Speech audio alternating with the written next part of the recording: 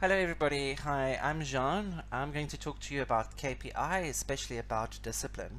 Now we all know that the KPI for discipline is affected by the number of lessons that we conduct, as well as cancelling, rescheduling and skipping lessons. Now let's look at the number of lessons. So first of all, when we get new students, they normally book 2 lessons, but the odd one does take 1 lesson.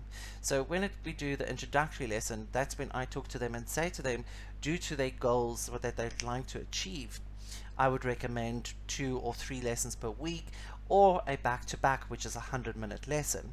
And most of the time the student will agree with you and they will either choose back-to-back or 100 minutes. And when it comes to the ounce, I really recommend 3 lessons because they normally have a goal to achieve it sooner than later.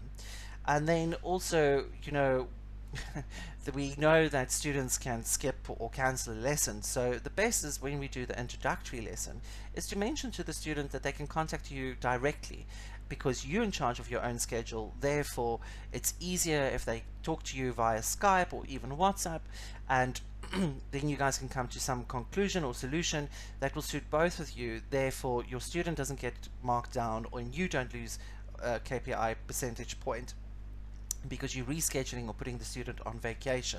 It does happen that a student now and again forgets it and then they email the school.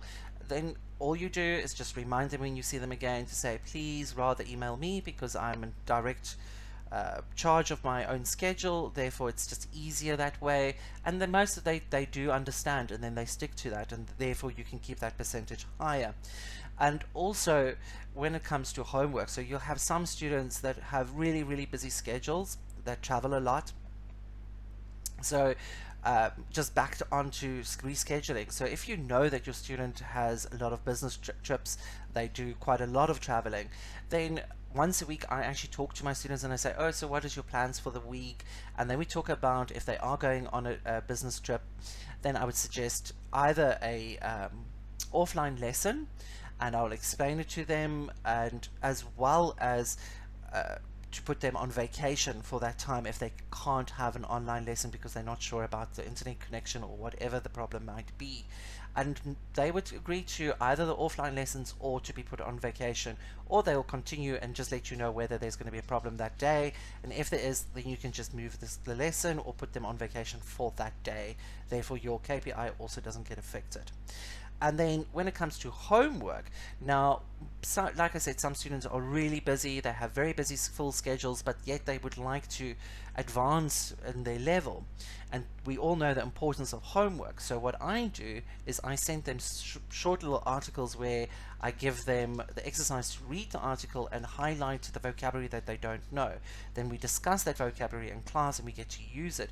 And for the students that don't do the reading or the vocabulary tasks, what I do is I conduct the lessons, but I don't send the homework. I wait till we finish all the material on the platform, and then we go back and I do the homework as a revisement lesson.